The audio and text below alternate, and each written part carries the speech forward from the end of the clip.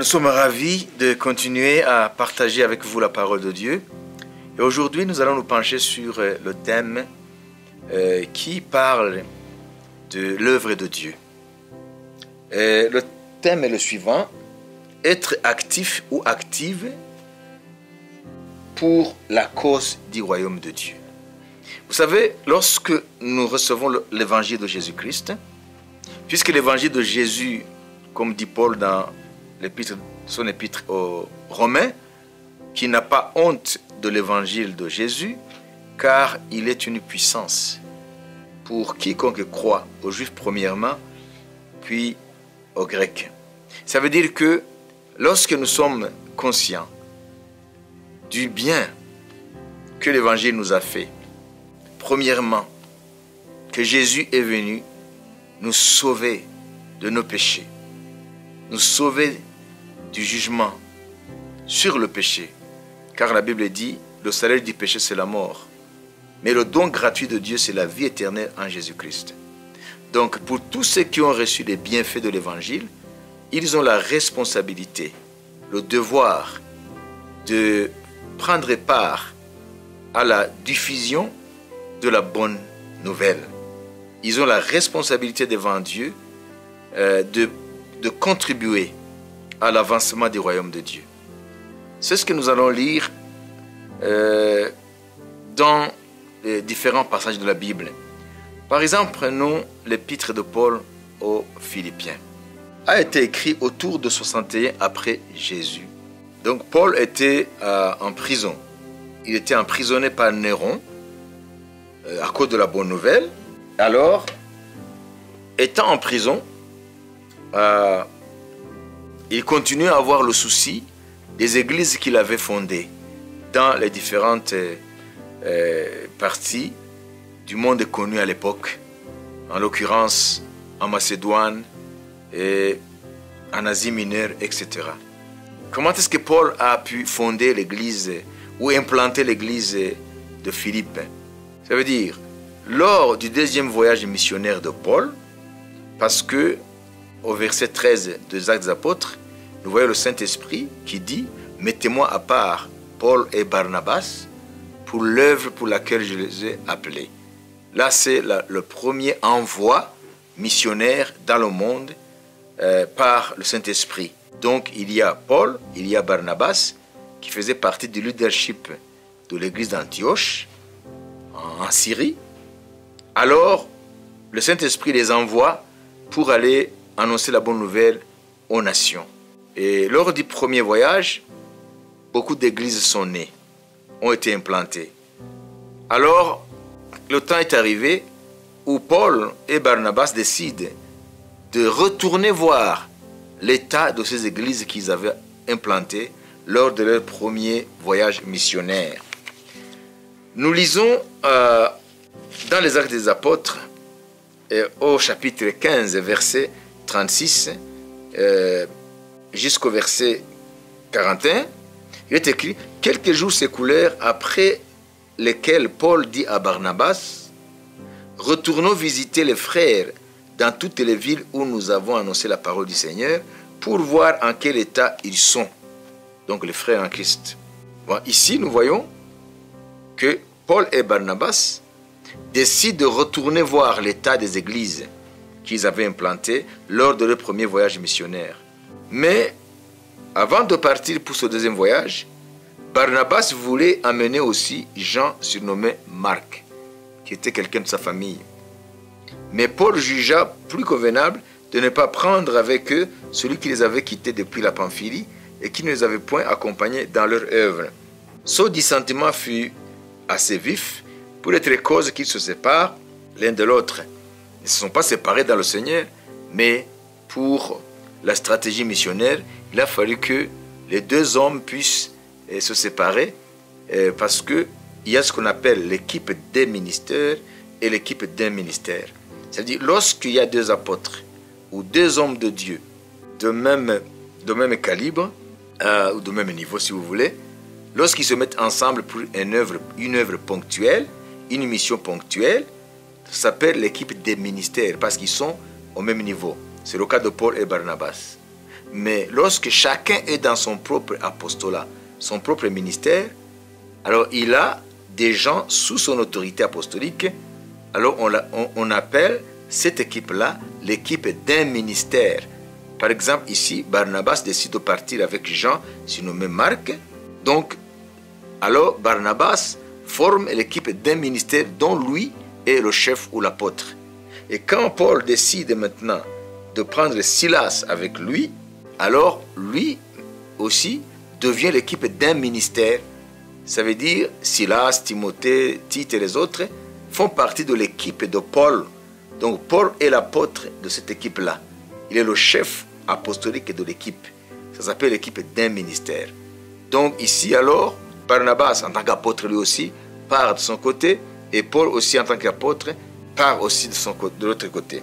Alors, dans ce deuxième voyage missionnaire de Paul, il arrive en Macédoine suite à une vision qu'il avait reçue du Seigneur. Donc Paul, dans sa stratégie, lui, il voulait aller plutôt vers la Russie. Donc le septentrion, l'extrême nord. Et l'Esprit du Seigneur dans une vision apparu à visite Paul dans une vision et lui donne un message qui est le suivant. On le dit ici dans Actes des Apôtres chapitre 16 verset 6 jusqu'au verset 10. Ayant été empêché par le Saint-Esprit d'annoncer la parole dans l'Asie, il traversait la Phrygie et le pays de Galatie. Ici, l'Asie, c'est l'Asie mineure, qui est la partie sud de la Turquie actuelle. Ce n'est pas le continent asiatique. Arrivé près de la Mysie, il se disposait à entrer en Bithynie, mais l'Esprit de Jésus ne leur permit pas. Ça, ce sont les contrées qui vont vers la Russie actuelle. Alors, il franchit alors la Mysie et descendit à Troas. C'est à Troas où Paul a reçu cette vision.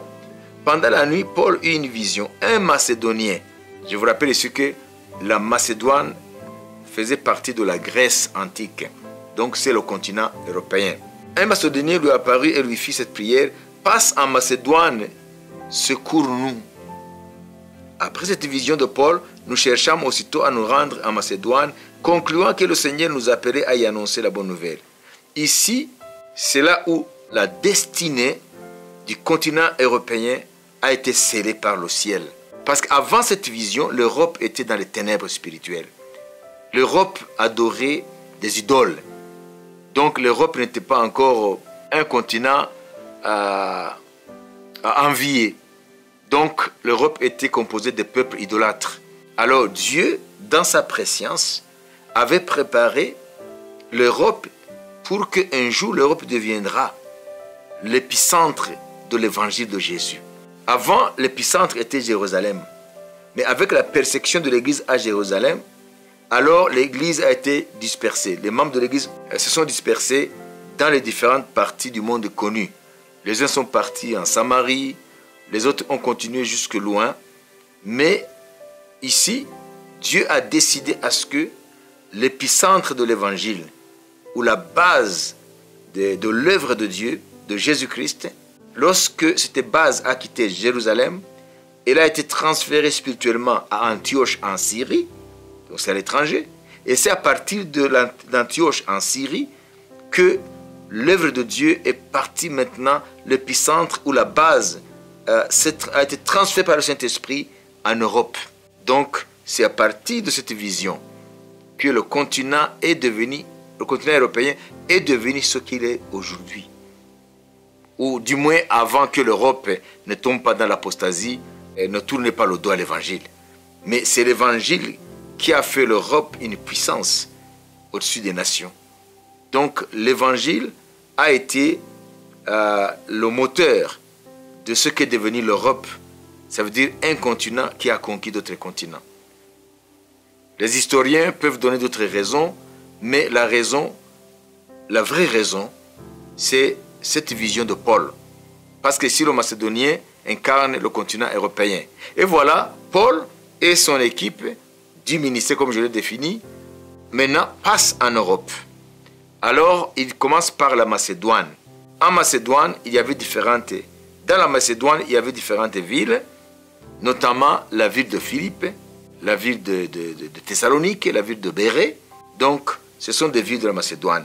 Et là, au verset 11, il est dit, chapitre 16, Actes des Apôtres, étant partis de Troas, nous fîmes voile directement vers la Samothrace et le lendemain, nous débarquâmes à Néapolis.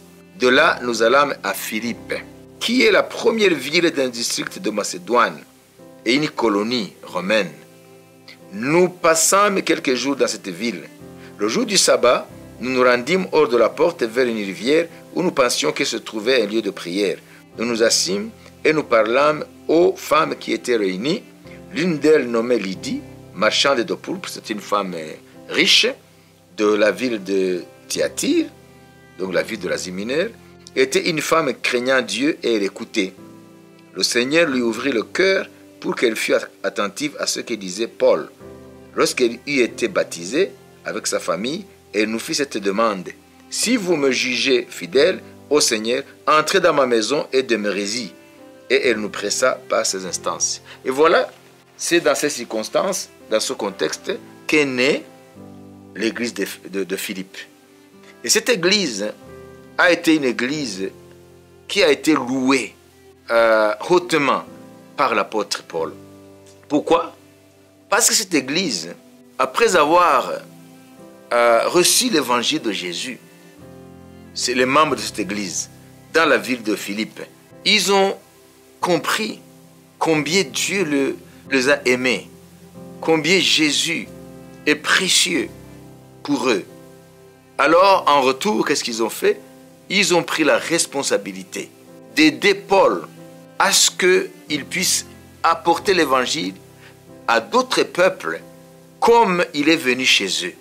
Il faut que les autres peuples aussi reçoivent, bénéficient ce qu'ils ont bénéficié de l'apôtre, à savoir l'évangile de Jésus-Christ.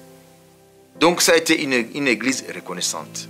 Et Paul écrira, lorsqu'il était en prison à Rome, en 61 après Jésus, emprisonné par Néron, l'empereur romain, qui était un empereur fou, meurtrier, un criminel, bien qu'il y ait eu d'autres empereurs qui étaient criminels, mais Néron, lui, il a poussé le crime jusqu'au paroxysme, jusqu'à tuer même sa mère, les gens qui lui étaient chers, quoi.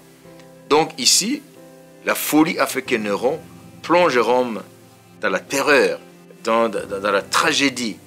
Et beaucoup de chrétiens sont morts sous le règne de Néron, dont Paul et Pierre. Alors ici, Paul, il est en prison. Alors il écrit l'épître aux Philippiens, dans laquelle il les loue et les remercie pour leur engagement envers lui par rapport à l'évangile. Et lisons alors dans Philippiens chapitre 4, versets 10 à 20, où Paul loue l'église de Philippe en ces termes. J'ai éprouvé une grande joie dans le Seigneur de ce que vous avez pu enfin renouveler l'expression de vos sentiments pour moi. Vous y pensiez bien, mais l'occasion vous manquait. Ce n'est pas en vue de mes besoins que je dis cela, car j'ai appris à être content de l'état où je me trouve. Je sais vivre dans l'humiliation et je sais vivre dans l'abondance. Et en tout et partout, j'ai appris à être rassasié et à avoir faim, à être dans l'abondance et à être dans la disette, dans le manque. Je puis tout par celui qui me fortifie. Cependant, vous avez bien fait de prendre part à ma détresse. Vous le savez vous-même, Philippiens, au commencement de la prédication de l'Évangile, lorsque je partis de la Macédoine, aucune église n'entra en compte avec moi pour ce qu'elle donnait et recevait. Vous fûtes les seuls à le faire, car vous m'envoyâtes déjà à Thessalonique et à 2 reprises de quoi pourvoir à mes besoins. Ce n'est pas que je cherche les dons, je recherche le fruit qui abonde pour votre compte. J'ai tout reçu et je suis dans l'abondance. J'ai été comblé de bien en recevant par Épaphrodite ce qui vient de vous, comme un parfum de bonne odeur, un sacrifice que Dieu accepte et qui lui est agréable. Alors au verset 19, c'est un verset que beaucoup de chrétiens s'attribuent au cours des siècles, sans savoir ce qui se trouve dans tout le contexte. Et mon Dieu pourvoira à tous vos besoins selon sa richesse, avec gloire en Jésus-Christ. À notre Dieu et Père soit la gloire au siècle des siècles. Amen. Voyez ici, l'apôtre prononce la bénédiction à cette église de Philippe. Pourquoi? Parce que cette église a pris part à l'avancement de l'évangile. Comment? En envoyant à l'apôtre de quoi à pourvoir à ses besoins matériels et financiers. Vous savez, Dieu a décidé à ce que l'évangile soit soutenu ou son œuvre soit construite par tous ceux qui ont bénéficié des bienfaits de l'évangile. Ça veut dire, si tu as reçu le salut en Jésus-Christ, tu as la responsabilité devant Dieu de prendre part à l'avancement de l'évangile. Comment? C'est que ce n'est pas tout le monde qui a été appelé à un ministère spirituel. Parce que si tout le monde était serviteur de Dieu à plein temps, ou en anglais full time, ça veut dire ça donnait à l'évangile qu'à l'évangile, l'évangile n'ira pas loin. Pourquoi? Parce que dans ce monde, tout ce que les hommes font, la vie dans ce monde, la vie, cette terre, nécessite les moyens matériels et financiers. L'évangile aussi a besoin d'argent. L'évangile a besoin des choses matérielles.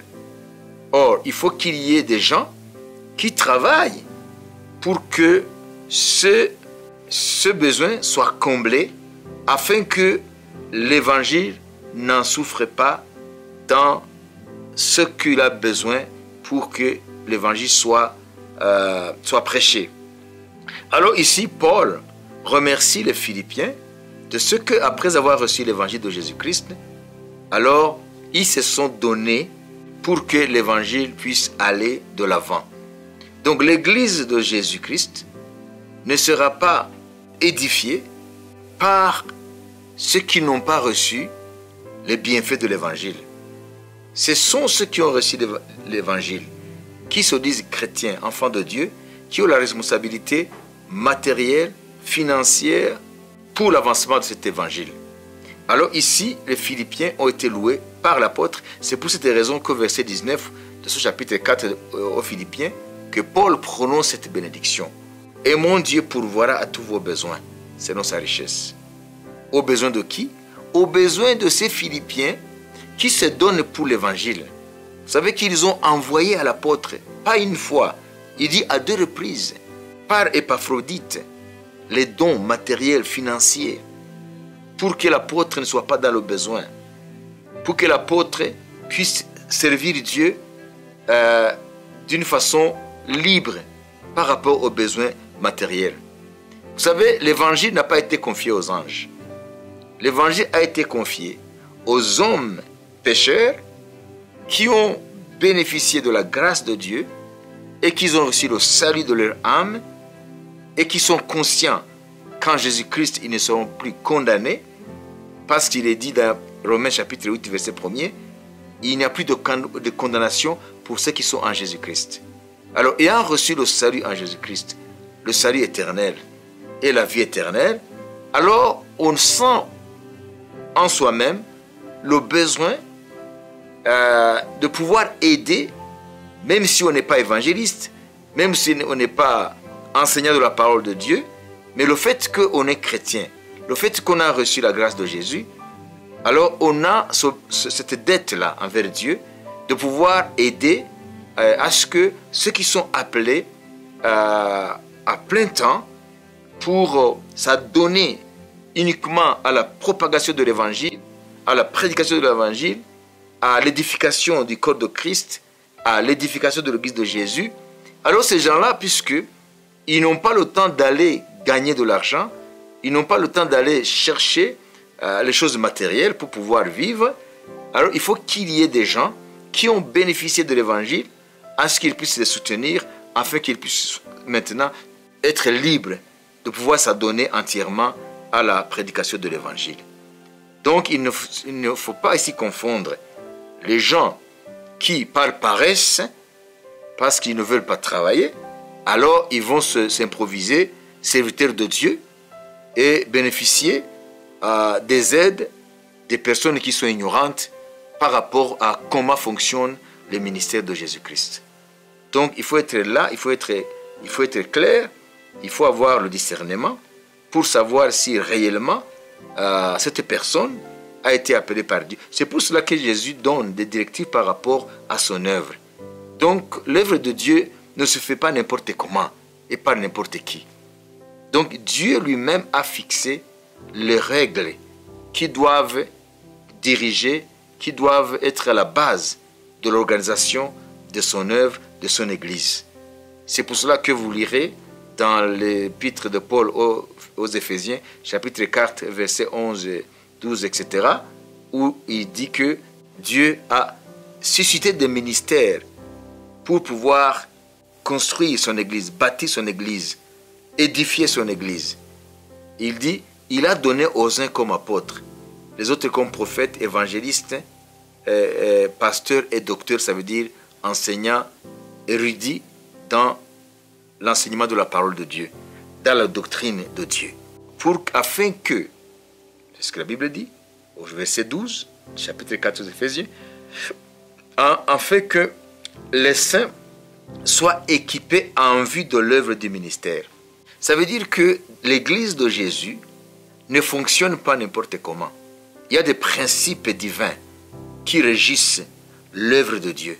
Que ce soit l'Église dans son fonctionnement ou que ce soit les ministères dans leur exercice. Je dirais ici que l'Évangile n'a pas été confié aux anges parce que les anges n'ont pas connu l'état de chute morale et spirituelle de l'homme. Ici, je ne parle pas des anges déchus avec le diable, avec Satan, mais je parle des anges qui sont aujourd'hui du côté de Dieu. Ça veut dire les anges, les saints anges, les anges de gloire. Eux, ils n'ont pas connu la condition de péché. Donc, ils n'ont pas besoin de grâce. Par voie de conséquence, ils ne sont pas tenus à annoncer la grâce qu'ils n'ont pas expérimentée. Alors, Dieu a choisi à ce que l'homme qui a été gracié, qui a reçu la grâce de Jésus, il a la responsabilité de servir cette grâce. C'est pour cela que lorsque Dieu a voulu sauver Corneille, le Romain là, le soldat romain, le centenier, avec sa famille et ses amis, alors Dieu a envoyé l'ange chez Corneille, mais ce n'est pas l'ange qui a prêché l'évangile à Corneille et à sa famille. Mais il a dit, Dieu m'envoie pour que tu envoies tes hommes pour aller chercher Paul à Jopé, c'est une ville au bord de la Méditerranée, chercher celui qui est nommé Simon-Pierre. C'est lui qui a le message pour toi. Pourquoi? Parce que Pierre, c'est un homme comme toi, Corneille. Alors, il a connu la grâce. Alors, c'est lui qui est tenu à l'annoncer. Voilà pourquoi l'évangile a besoin du soutien matériel et financier. Parce que si c'était l'ange qui était tenu à annoncer l'évangile, l'ange, c'est un esprit. Il n'a pas besoin de manger, ni de boire, ni de s'habiller. Il n'a pas ce besoin-là. L'épître aux Hébreux, au chapitre 1er, verset 14, il est écrit « Les anges ne sont-ils pas des esprits envoyés dans le monde pour servir ceux qui doivent hériter du salut ?» Vous voyez, les anges sont des esprits. Alors, si l'évangile était confié aux anges, alors l'évangile n'aurait pas besoin de moyens, n'aurait pas besoin d'argent, n'aurait pas besoin de choses matérielles, puisque les anges n'ont pas besoin de ces choses-là. Mais l'évangile a été confié aux hommes pécheurs qui ont été sauvés par l'évangile. Alors, puisqu'ils sont hommes, ils ont le corps physique. Et le corps physique a besoin de manger, de boire, de s'habiller, etc. Pour dire que ceux qui sont appelés par Dieu pour s'adonner à la propagation de l'évangile entièrement, s'adonner entièrement, vous comprenez qu'ils auront besoin de ces choses-là matérielles parce qu'ils n'ont pas le temps d'aller travailler comme les autres pour gagner leur vie, gagner l'argent, etc. Donc l'évangile a besoin d'un apport matériel, quoique l'évangile soit spirituel, a besoin d'un apport matériel financier pour sa propagation. Bon, ici Paul remercie l'église de Philippe pour leur générosité par rapport à leurs dons pour que l'évangile soit prêché par l'apôtre et son équipe afin que ceux qui ont bénéficié de la part de l'évangile, les autres peuples aussi puissent en bénéficier. Ça veut dire le salut gratuit en Jésus-Christ. Alors ici, je citerai aussi des recommandations que Paul donna à Tite dans l'épître de Paul à Tite au chapitre 3, verset 13 à 15, il est question de deux hommes de Dieu. L'un s'appelle Zénon et l'autre est Apollo. Ces deux hommes, c'était des hommes de Dieu qui étaient itinérants, mais qui étaient reconnus par les apôtres et qui allaient de lieu en lieu en fortifiant les saints regroupés dans l'église. Alors ici, Paul avait laissé Tite dans l'île de Crète, qui est une île de la Méditerranée. Après avoir prêché l'évangile, des églises sont nées dans l'île de Crète. Alors Paul a laissé l'un des membres de son équipe apostolique qui s'appelle Tite pour qu'il puisse organiser ces églises-là. Alors il avait reçu ces ministères itinérants, Zénon, qui était doté de la loi, et Apollo, qui était l'enseignant de la parole de Dieu. Cet Apollo-là, c'est quelqu'un qui était versé dans les Écritures, mais qui avait une lacune, qui avait un manque par rapport aux choses de l'esprit. Dans les Actes des Apôtres, on nous parle ici qui était Apollo. Ici, nous lisons dans Actes chapitre 18, verset 23 jusqu'au verset 26, on nous parle de ce Apollo-là. Lorsqu'il y passait quelque temps à Antioche, Paul se mit en route et parcourut successivement la Galatie et la Phrygie, fortifiant tous les disciples. Un juif nommé Apollos, originaire d'Alexandrie, homme éloquent et versé dans les Écritures, vint à Éphèse. Il était instruit dans la voie du Seigneur et fervent d'esprit. Il annonçait et enseignait avec exactitude. Donc ce n'était pas un ministère qui s'était improvisé, bien qu'il ne reconnût que le baptême de Jean. Il avait été baptisé seulement le baptême d'eau, mais il ne savait pas qu'il y avait aussi un baptême du Saint-Esprit. Il se mit à parler librement dans la synagogue.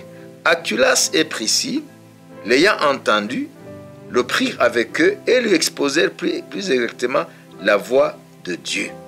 Vous voyez? Donc Apollos, par après, il a été connecté à Paul, et Paul a reconnu son ministère, et Paul a recommandé Apollos pour qu'il puisse aller aider les différentes églises qu'il avait implantées dans la connaissance de la parole de Dieu. Donc, c'est pour cela que Paul recommande à Tite à ce qu'il puisse veiller à ce que cet homme Apollos et aussi le de la loi Zénon ne puisse manquer de quoi que ce soit afin qu'il puisse continuer à être utile pour l'avancement du royaume de Dieu. C'est ce que nous lisons dans Tite chapitre 3, verset 13 jusqu'au verset 15. Aie soin de pourvoir au voyage de Zénan, il s'appelle Zénan et non pas Zénon, le docteur de la loi, et d'Apollos, en sorte que rien ne leur manque. Alors, où est-ce que Tite va trouver ce dont ces hommes ont besoin pour qu'ils puissent continuer à être utiles dans l'avancement du royaume de Dieu? Et Paul dit, il faut que les nôtres, donc les chrétiens, par rapport à ceux qui sont en dehors du salut, en dehors de l'Église, il faut que les nôtres aussi apprennent à pratiquer de bonnes œuvres pour subvenir aux besoins pressants, afin qu'ils ne soient pas sans produire des fruits. Vous voyez, ici, Paul exhorte à Tite à ce qu'il puisse enseigner aux chrétiens, afin que les chrétiens puissent aussi être productifs dans les choses de cette vie.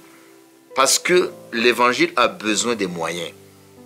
Alors si l'évangile a besoin des moyens, alors il faut que ceux qui ont bénéficié de l'évangile, ça veut dire les chrétiens, ça veut dire ceux qui sont dans l'église, puissent travailler de leurs mains, utiliser leurs talents, leurs compétences, afin qu'ils puissent être productifs.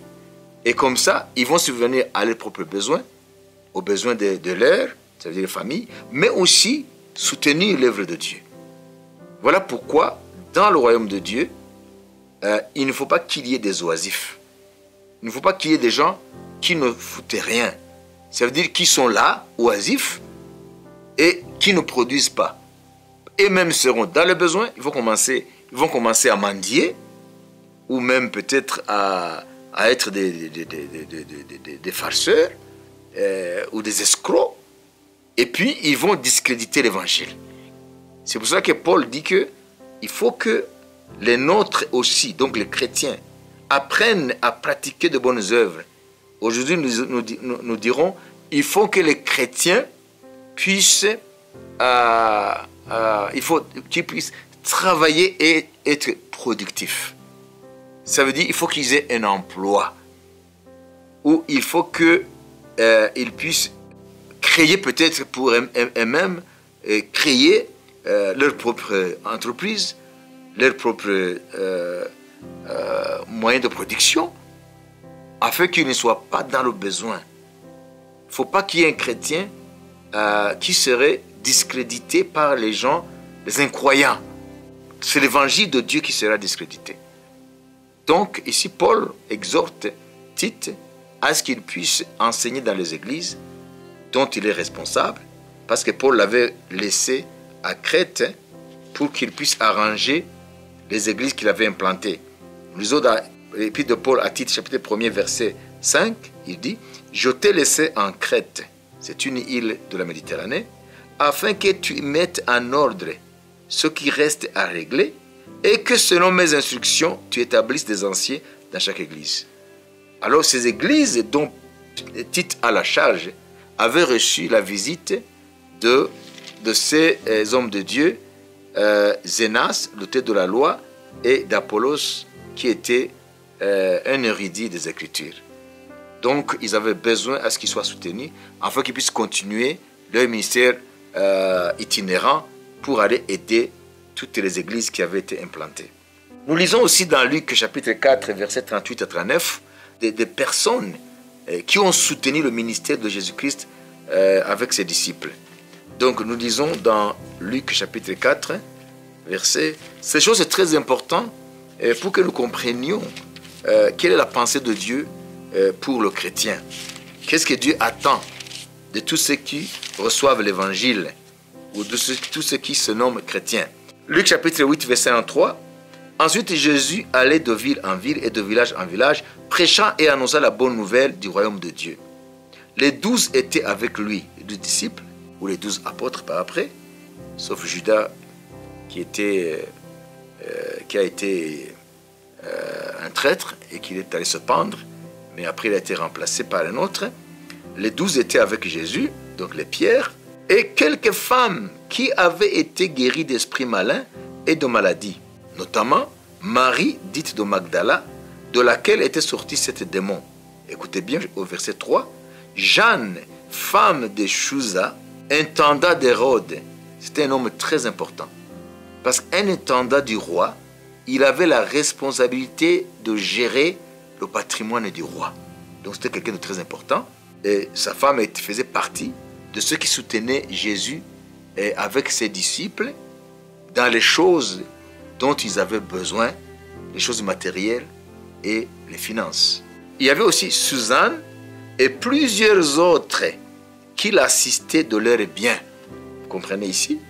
Ça veut dire que ces femmes n'étaient pas engagées dans la prédication de l'évangile, mais elles avaient compris qu'elles pouvaient servir Dieu par leurs biens. Vous comprenez maintenant que tous ne sont pas appelés à aller prêcher l'évangile. Tous nous sommes appelés à être témoins de l'évangile. Tous ne sont pas appelés à prêcher l'évangile. Donc, il faut que chacun respecte son rang. Il faut que chacun respecte sa place dans le royaume de Dieu. Il faut que chacun joue sa propre partition. Il faut que chacun joue son rôle. Donc ici, Jésus annonçait l'évangile dans les différentes villes et villages, accompagné de ses disciples, qui auront la responsabilité du ministère après son ascension au ciel. Lorsque Jésus retournera auprès du Père, ce sont ces 12-là qui vont annoncer l'évangile. Et nous voyons ici qu'ils avaient besoin des choses matérielles. Ils avaient le corps physique. Jésus s'est incarné dans notre corps. Et notre corps, par définition, a besoin de manger, de boire et de s'habiller, etc. Son corps a besoin de se déplacer. Donc vous voyez, à cette époque-là même, Jésus et ses disciples et son équipe avaient besoin qu'il y ait des gens qui ont des biens matériels, des finances, pour aider à ce que Jésus et ses disciples s'adonne entièrement à l'œuvre de Dieu, ça veut dire la prédication de l'évangile, l'annonce du royaume de Dieu. Ce même principe reste valable jusqu'à la fin des temps. Ça veut dire qu'aussi longtemps que la grâce de Dieu aura besoin d'être proclamée, ça veut dire avant l'avènement de Jésus-Christ pour enlever l'Église, l'évangile aura besoin de finances et des moyens matériels. Donc il faut qu'il y ait dans l'Église des hommes, des femmes qui travaillent, qui produisent pour leurs propres biens, leurs propres besoins, mais aussi pour les besoins de l'œuvre de Dieu. Voilà pourquoi je dis, pour ceux qui veulent se dérober de leurs responsabilités, soi-disant que cela n'a plus cours dans l'économie actuelle du royaume de Dieu, que les dîmes et les offrandes, que ce soit les offrandes spéciales ou les offrandes ordinaires, que ces choses-là n'ont plus cours dans la nouvelle alliance, que c'était des choses de l'ancienne alliance. Ça, c'est faux et archi-faux. Ça, c'est vouloir se dérober de nos responsabilités parce que l'évangile a besoin de finances. L'évangile a besoin des choses matérielles. L'Église a besoin de finances pour fonctionner. Alors, d'où viendront ces finances? D'où viendront les choses matérielles dont l'œuvre de Dieu a besoin? Ce ne sont pas les païens qui vont amener ces choses-là. Parce que Dieu a exigé à ce que celui qui a bénéficié de la grâce de Jésus, il a la responsabilité matérielle et financière de prendre part à la propagation de l'évangile, afin que le bienfait dont il a été bénéficiaire puisse aussi bénéficier des autres qui ne sont pas encore aujourd'hui dans le salut. Donc ça, c'est une responsabilité qui ne se terminera qu'à l'avènement de Jésus. Ça, c'est très important. Il ne faut pas que vous tombiez dans les pièges de Satan, dans les hérésies, dans les mensonges, dans la séduction que Satan envoie aujourd'hui par des faux apôtres, des faux ouvriers de Dieu, des gens qui s'autoproclament serviteurs de Dieu et qui égarent des multitudes, qui égarent le peuple de Dieu. Donc aujourd'hui, il faut savoir que ces vérités sont valables aujourd'hui et le seront jusqu'à l'avènement de Jésus. Tant que l'évangile a besoin d'être prêché, tant qu'il y aura des pécheurs à prêcher, il y aura toujours besoin des gens qui donnent de l'argent, des choses matérielles pour l'avancement de l'évangile de Jésus. Et voilà, je terminerai par la parole de Paul, 1 Corinthiens chapitre 9, verset 23. Je fais tout à cause de l'évangile afin d'y avoir part. Ici, l'apôtre dit que il se donne à l'évangile, il fait tout pour annoncer l'évangile, afin qu'il se dépense pour l'évangile. Il fit des moments que lui-même a travaillé de ses propres mains, parce qu'il était faiseur de tentes. Il s'est associé au couple d'Aculas et Priscille pour fabriquer les tentes. C'était leur métier, afin de souvenir à ses besoins, parce que ceux qui étaient censés le suppléer dans ce domaine-là, Timothée et les autres, ils étaient occupés à structurer, à consolider l'œuvre que Paul venait de faire dans les différents endroits. Donc Paul avait besoin de moyens. Alors il a fallu que momentanément il puisse travailler pour qu'il puisse subvenir à ses besoins, mais ce n'était pas dans la ligne du principe de l'annonce de l'évangile par ceux qui sont appelés par le Seigneur afin qu'ils s'adonnent à l'évangile à plein temps. Mais il a voulu laisser aussi l'exemple qu'il y a des moments où l'homme de Dieu, privé des moyens matériels et financiers, il soit obligé de travailler momentanément, parce qu'il ne faut pas que l'homme de Dieu aille commander, aille faire le monde chez les gens chez les païens. Donc vous comprenez ici, c'est très important. Il faut que le peuple de Dieu puisse se réveiller et comprendre sa responsabilité afin que l'œuvre de Dieu ne soit pas à court de moyens, que ce soit matériel et financier. Il faut qu'il y ait dans la maison de Dieu de l'abondance. C'est ça la pensée de Dieu. C'est pour cela que Paul dit, mon Dieu pourvoira à tous vos besoins. Il est conscient et il le sait qu'aussi longtemps que le peuple de Dieu s'acquitte de ses tâches sur le plan financier, matériel, ils ne manqueront de rien. Le peuple de Dieu ne manquera de rien. Si chacun assume sa responsabilité envers l'Église, envers la propagation de l'Évangile, envers les besoins de l'œuvre de Dieu, alors Dieu promet que celui qui va prendre sa responsabilité matérielle, financière, pour soutenir l'œuvre de Dieu, il ne lui manquera de rien. Et je terminerai en vous disant que lorsque Dieu va rétribuer, récompenser tous ceux qui ont soutenu son royaume, tous ceux qui ont pris part à l'avancement de l'Évangile, tous ceux qui ont contribué à l'édification de l'Église de Jésus dans ce monde, lorsque Dieu va rétribuer ceux qui se sont donnés à l'Évangile, que ce soit les ministères qui ont été appelés à plein temps pour s'adonner à l'œuvre de Dieu, que ce soit pour ceux qui ont donné de leur argent, donné de leurs moyens pour soutenir l'œuvre de Dieu, je vous le dis, ce jour-là, il y aura une grande joie parce que Dieu va les couronner. Il y a des couronnes qui sont réservées pour ceux qui auront pris part à l'œuvre de Dieu. Que ce soit spirituellement, pour ceux qui sont engagés à plein temps, que ce soit matériellement, financièrement, pour ceux qui ne sont pas des ministères à plein temps. C'est ce que nous lisons en terminant dans 2 Timothée chapitre 4, versets 6 à 11. C'est une sorte de bilan que Paul a fait à la fin de son ministère avant sa mort. Il est dit, « Car pour moi je sers de libation et le moment de mon départ approche. » Paul est vieux, il est emprisonné, il est prêt à la mort.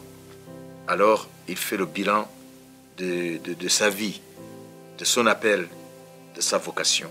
« J'ai combattu le bon combat et j'ai achevé la course. » Parce que bientôt il va être guillotiné par Néron, par les bourreaux de Néron. « Désormais, j'ai combattu le bon combat, j'ai achevé la course, j'ai gardé la foi. Désormais la couronne de justice m'est réservée. Le Seigneur, le juste juge, me la donnera dans ce jour-là. Et non seulement à moi, mais encore à tous ceux qui auront aimé son avènement. » Vous comprenez? Donc c'est ça qui devrait être le but de tous ceux qui ont reçu l'évangile de Jésus. Travailler pour que notre fin soit semblable à celle de Paul. Lorsque viendra le moment du bilan, que nous ne puissions pas regretter d'avoir perdu notre temps, d'avoir été chiche, avare, d'avoir investi dans les choses de ce monde, mais rien pour l'avancement du royaume de Dieu. Tout ce que nous faisons pour nous-mêmes ne sera jamais récompensé.